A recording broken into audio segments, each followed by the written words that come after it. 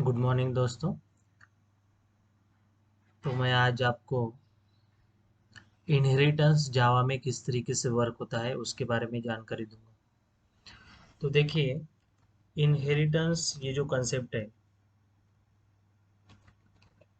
Inheritance जो concept है, इस पर्टिकुलर कंसेप्ट में हम कोड को रीयूज करते हैं। कोड को रीयूज करते हैं, तो इसे ही कोड रीयूजेबिलिटी कहते हैं।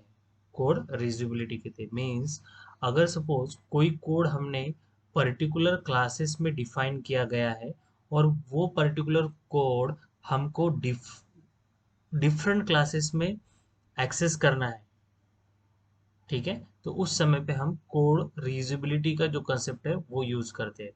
तो उसे ही पर्टिकुलरली इनहेरिटेंस कहा जाता है।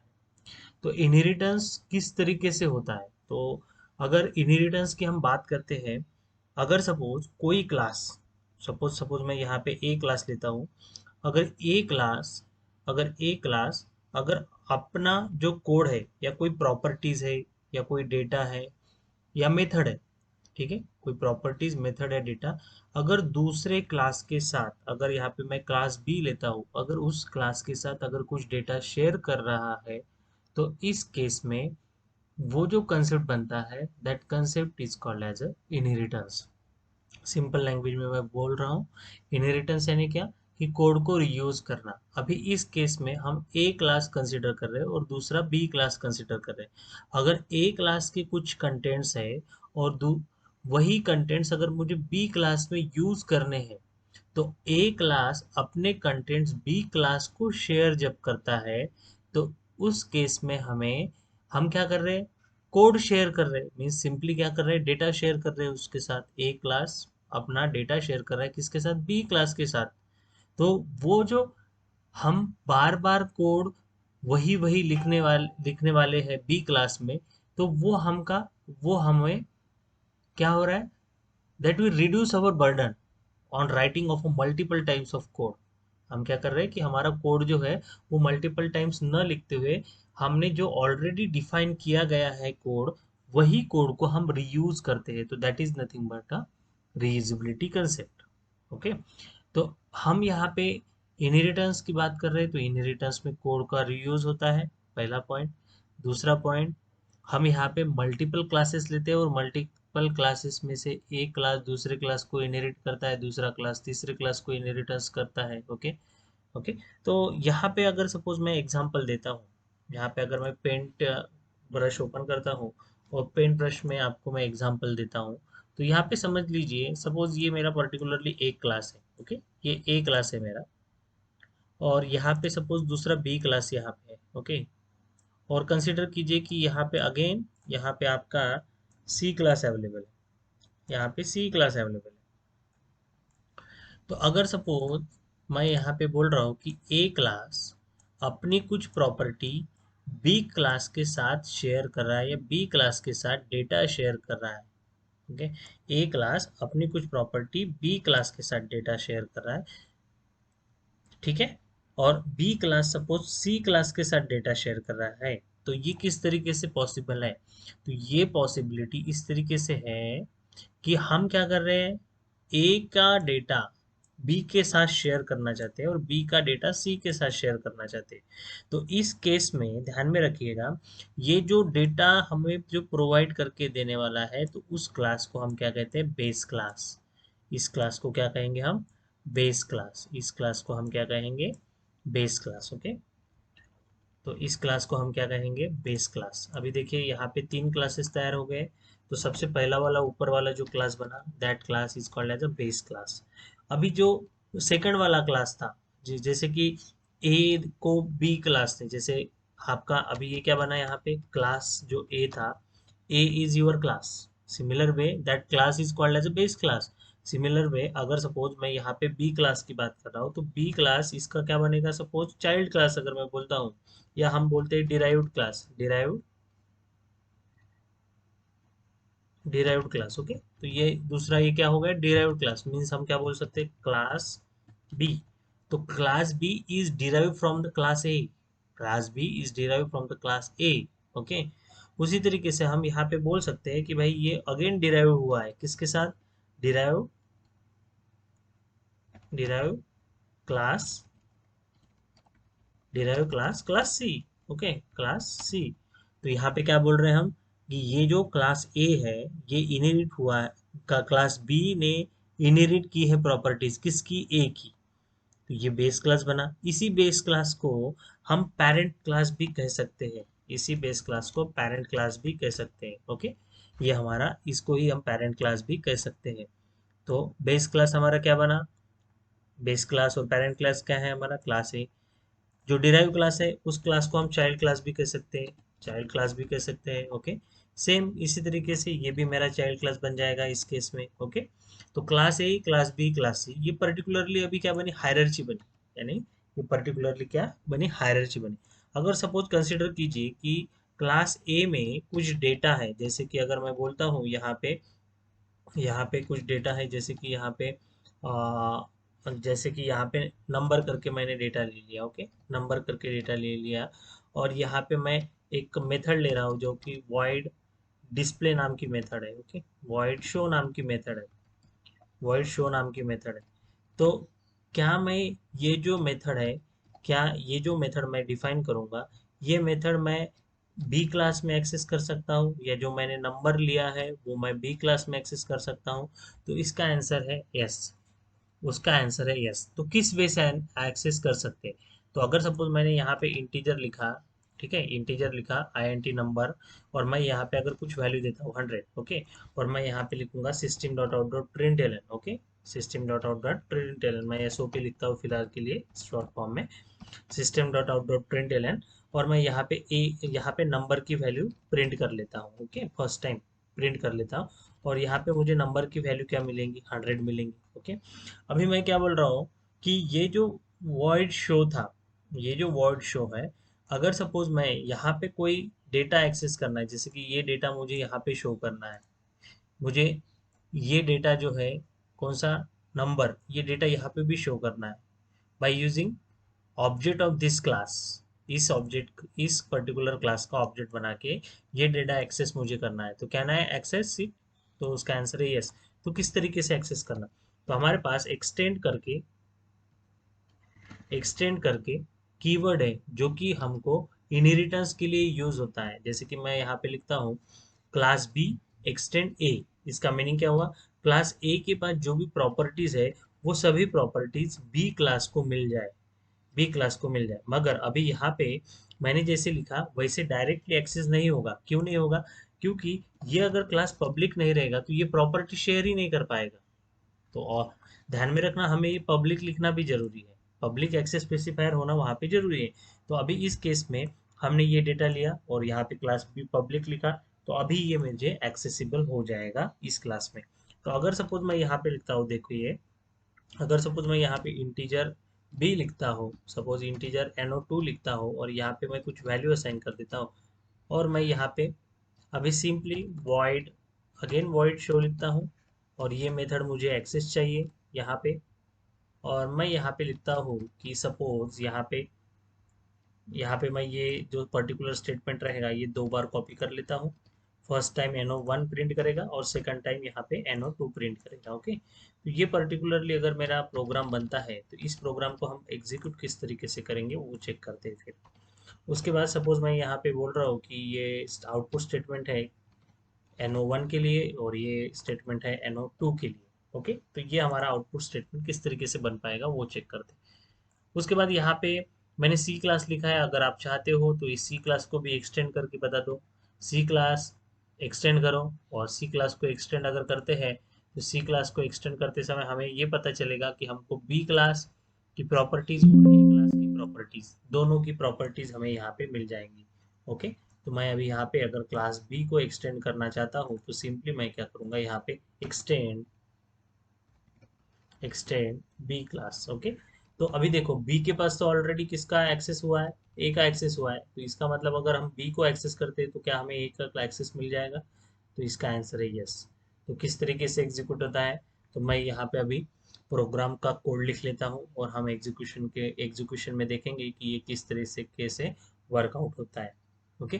तो ये पर्टिकुलरली जो कंसेप्ट रहेगा, ये concept is related with inheritance. Okay, तो आप यहाँ पे मल्टीपल क्लासेस ले सकते हो, कोई दिक्कत नहीं। मगर यहाँ पे ध्यान में रखने वाली बात ये है कि यहाँ पे अगर कोई एक क्लास है और वो एक क्लास डिफरेंट दो क्लासेस की प्रॉपर्टीज एक्सेस नहीं कर सकता। ध्यान में रखिए मैं क्या बोल रहा हूँ।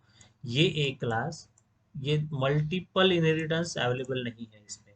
क्या मल्टीपल मीन्स एक ही क्लास ये इसको भी इनहेरिट करे और इसको भी इनहेरिट करे, that is not possible, that is not possible. यहाँ पे हमने क्या किया, लेवल है, this is the level, multi level is possible, multiple is not possible. तो इस पर्टिकुलर कंसेप्ट को एग्जीक्यूशन के लिए हमारे पास जो कंसेप्ट आता है, that concept is called as a interface. यानी हम क्या करेंगे, मल्टीपल इनहेरिटेंस को अचीव करने के लिए हम क्या करते हैं, मल्टीपल इनहेरिटेंस अचीव करने के लिए हमें जो कंसेप्ट मिलता है, that concept is called as a interface. ध्यान में रखिए। ओके, तो चलिए अभी हम नेक्स्ट बात करते हैं कि इस पर्टिकुलर इन मल्टी लेवल इनहेरिटेंस को किस तरीके से किया जाए और कैसे एग्जीक्यूशन हो सकता है। ओके, तो अभी हम यहाँ पे जाते हैं और हम यहाँ पे पर्टिकुलरली कोड लिखते हैं। सॉरी। तो देखिए सपोज मैं यहाँ पे क्लास ए लिखता हूँ, मैं वही एग्जांपल लेके चलता हूँ। क्लास ए, यहाँ पे इंटीजर लिखता हूँ और यहाँ पे नंबर लिखता हूँ, और यहाँ पे इन नंबर की मैं वैल्यू भी यहीं पे असाइनमेंट भी कर देता हूँ। Variable declaration and assignment simultaneously मैं कर रहा हूँ। और यहाँ पे सपोज मैं वॉइड डिस्प्ले नाम की मेथड लिखता हूँ, डिस्प्ले नाम की मेथड लिखता हूँ, या शो नाम की मेथड लिखिए, आपको जो सुटेबल लगे वो मेथड लिख लीजिए। इसका कुछ, ये मेथड का नाम कुछ भी हो सकता है, वो आपके ऊपर डिपेंडेंट है आप क्या देते हो। सॉरी।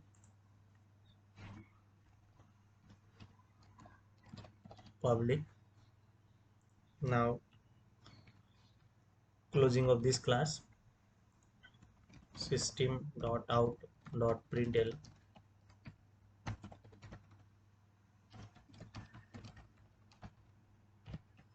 okay, fine,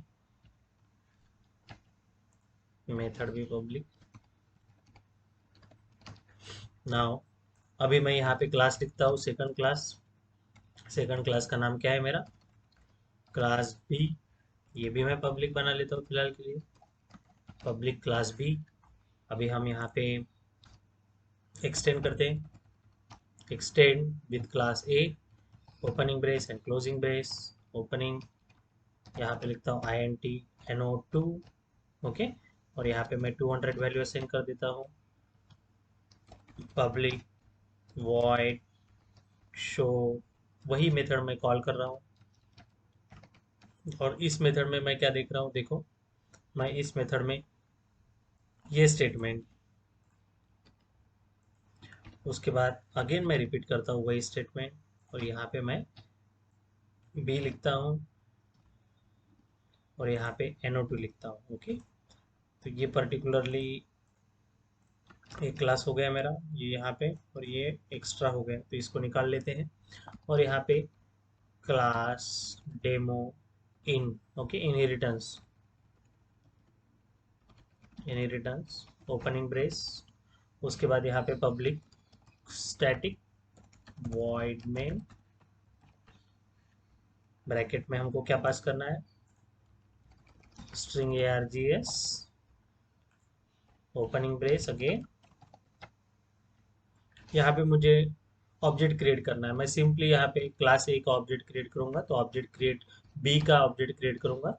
तो बी का ऑब्जेक्ट क्रिएट करने के लिए आपको पता है इस तरीके से हम ऑब्जेक्ट क्रिएट करते हैं। ओके, ये मेरा ऑब्जेक्ट ऑब्जेक्ट क्रिएशन करने की मेथड है।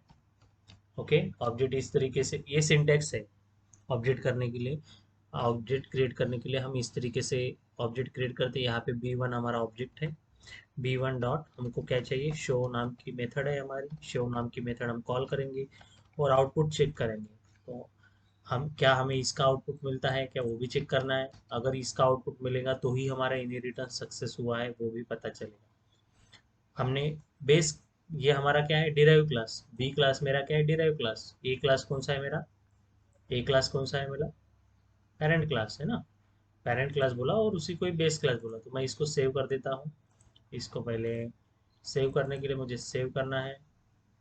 यहाँ पे जावा में जाता हूँ, यहाँ पे लिखता हूँ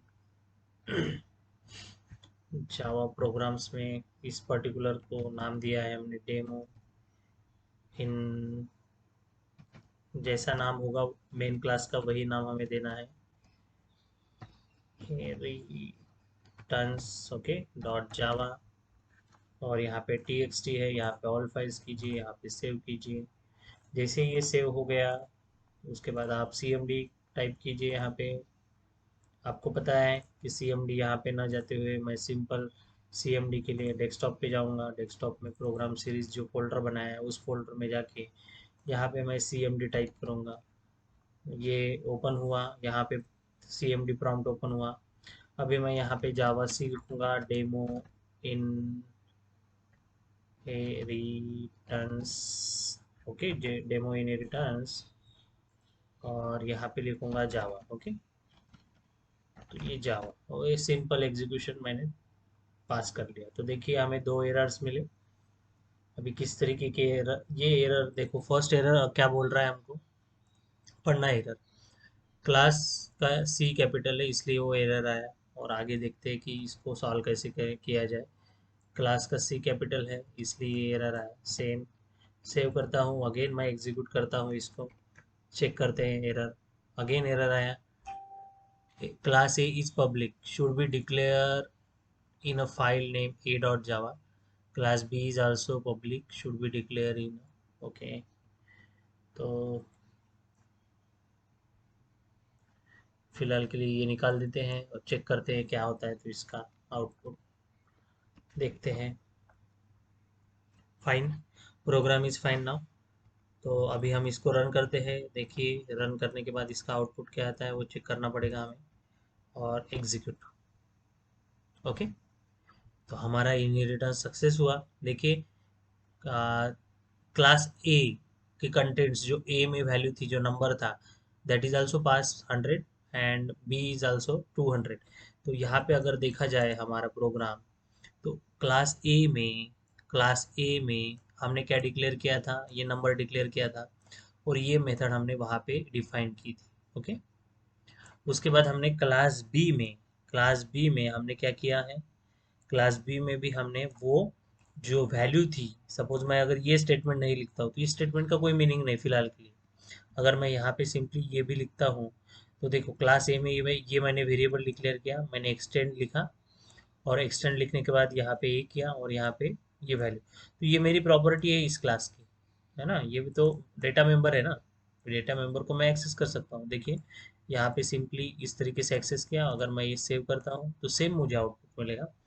देखो सेम आउटपुट मिलेगा, क्योंकि देखिए, है ना। तो यहाँ पे आप देख सकते हो कि ये वैल्यू जो थी, वो वैल्यू जो चाइल्ड था, चाइल्ड क्लास, ये हमारा पेरेंट क्लास है, ये हमारा चाइल्ड क्लास है, इस चाइल्ड क्लास को इसकी जो पूरी प्रॉपर्टीज थी वो यहाँ पे शेयर कर गई, यहाँ पे शेयर हो चुकी।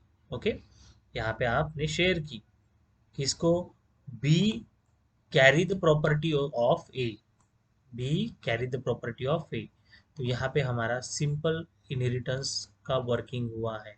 ओके, अगर हम अगर हम सपोज कंसिडर कीजिए कि अगर मुझे ये मेथड जो मैंने यहाँ पे शो नाम की मेथड लिखी है, और सपोज मैं यहाँ पे एक काम करता हूँ, यही मेथड यहाँ पे लेके जो हमने पहले किया था वही मेथड यहाँ पे कॉपी पेस्ट करता हूँ, और यहाँ पे सिंपली इसका ही नाम देता हूँ, क्योंकि मुझे यहाँ से कुछ नहीं मिलने वाला है। और मैं इस मेथड का नाम लिखता हूँ डिस्प्ले। ओके, डिस्प्ले मेथड का नाम है, और ये सभी प्रॉपर्टीज इसको एक्सेस हुई। अभी देखिए ये मेथड मुझे कॉल करनी है, पर्टिकुलरली डिस्प्ले मेथड मुझे कॉल करनी है, किसके थ्रू, बी के थ्रू, बी के ऑब्जेक्ट के थ्रू मैं ये पर्टिकुलरली मेथड अगर कॉल करना चाहता हूँ तो क्या मैं कर सकता हूँ, हाँ, क्योंकि हमने पहले ही बोला कि इनहेरिटेंस जब होता है तो इनहेरिटेंस क्या क्या करता है, ये जो प्रॉपर्टीज रहेंगी या उसके जो मेथड्स रहेंगे, हम इस पर्टिकुलर जो चाइल्ड क्लास रहेगा उस चाइल्ड क्लास को शेयर कर देते हैं। यानी अगर मुझे ये कोड को रीयूज करना है, I want to reuse this code in my class B, तो कैन आई यूज, तो यस, उसका आंसर यस रहेगा। Okay, the concept of reusability in the inheritance.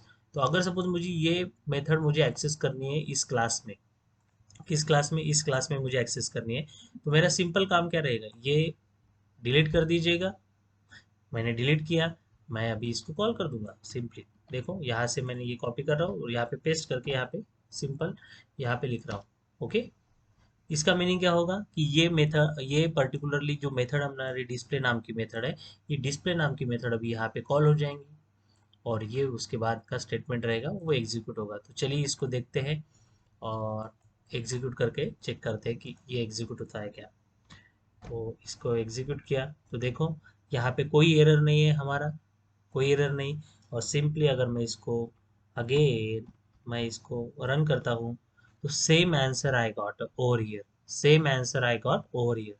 तो this is the concept of inheritance. देखो मैंने सबसे पहले तो यहाँ पे एक मैं यहाँ पे वेरिएबल लिया था, उस वेरिएबल को यहाँ पे आउटपुट स्टेटमेंट डाला था, वो एक्सेस करके दिखाया। उसके बाद हमने क्या किया, यहाँ पे एक मेथड थी, उस मेथड को डायरेक्टली हम बी क्लास में एक्सटेंड किया, बी क्लास के थ्रू एक्सेस किया, तो ये भी पॉसिबल हुआ। अगर सपोज थर्ड एक पॉइंट आता है, थर्ड एक पॉइंट इसमें और आता है कि सपोज मुझे बी क्लास के ऑब्जेक्ट के थ्रू मैं ये मेथड एक्सेस कर सकता हूँ क्या, तो उसका भी आंसर यस ही रहेगा। आप अगर बी क्लास के साथ अगर ये प्रॉपर्टी ये मेथड अगर शेयर कर सकते हो तो बी क्लास के ऑब्जेक्ट के थ्रू ये मेथड कॉल क्यों नहीं कर सकते। देखो मैंने यहाँ से ये डिलीट किया और मैं सिंपली यहाँ पे बी क्लास के ऑब्जेक्ट के थ्रू आप ये कॉल कर सकते हो क्या, तो उसका आंसर क्या है, यस। देखो बी वन शो, तो ये मैं कॉल कर सकता हूँ, बी वन शो ये भी मैं कॉल कर सकता हूँ। अगर मैं इसको सेव करता हूँ, मैं कंट्रोल एस प्रेस कर रहा हूँ और सेव कर रहा हूँ और उसके बाद यहाँ पे रन कर रहा हूँ, तो देखिए यहाँ पे हमें एरर आया। एरर क्या बोल रहा है, एक्सपेक्टेड, ठीक है, क्योंकि हमने यहाँ पे सेमीकोलन दिया नहीं। ठीक है, उसके बाद अगेन सेव कीजिए, अगेन रन करके चेक कीजिए, रन करने के बाद हमको यहाँ पे पता चलेगा कि यहाँ पे हमारा कोई एरर नहीं और हम यहाँ पे इस तरीके से इनहेरिटेंस, यहाँ पे देखो आउटपुट में भी सेम आउटपुट आ रहा है, बी पहले एग्जीक्यूट हुआ उसके बाद हमने ए। अभी ये सीक्वेंस क्यों चेंज हो रहा है, क्योंकि देखिए हमने यहाँ पे पहले तो बी डॉट शो को कॉल किया, तो बी डॉट शो यानी इसको खुद को कॉल करेगा। उसके बाद बी वन डॉट डिस्प्ले, तो डिस्प्ले मेथड कहाँ पे है, ए क्लास में, तो उसको भी कॉल हुआ। तो इसका मीनिंग क्या समझा आपको कि हमने हमने इजीली एक्सेस कर पा रहे हैं बाय यूजिंग द ऑब्जेक्ट और by using the method. Method में भी मैंने कॉल करके दिखाया, डायरेक्टली नंबर को भी यहाँ पे भी कॉल करके बताया। तो इस तरीके से हम इनहेरिटेंस का यूज कर सकते हैं। ओके, अगर सपोज इसमें और एक बात है कि अगर सपोज मुझे थर्ड डिफरेंट वे से अगर कुछ करना है इनहेरिटेंस को, तो मैं क्या कर सकता हूँ क्या, हाँ देखिए सपोज मैं यहाँ पे बोल रहा हूँ कि मैंने ये 100 था, तो 100 यहाँ पे मैं इनिशियलाइज नहीं करता हूँ, मैं वेरिएबल असाइनमेंट नहीं करता हूँ, यहाँ पे सिर्फ मैंने डिक्लेरेशन पार्ट किया और मैं वैल्यू यहाँ से पास कर सकता हूँ। क्या देखिए मैं यहाँ पे क्या करता हूँ, अभी B1 ये प्रॉपर्टीज भी एक्सेस कर सकता है, B1.NO=100, मैं यहाँ से वैल्यू पास कर रहा हूँ, यानी B1 ऑब्जेक्ट अभी, B1 किसका ऑब्जेक्ट है, क्लास बी का, उसने एक्सेस किसको एक्सटेंड किसको किया है, क्लास ए का। मीन्स अगर ये इंटीजर नंबर यहाँ पे अवेलेबल है, क्या ये B1.number=100 इसको असाइनमेंट होगा क्या, तो चेक कीजिए, होगा, आंसर क्या है, होगा।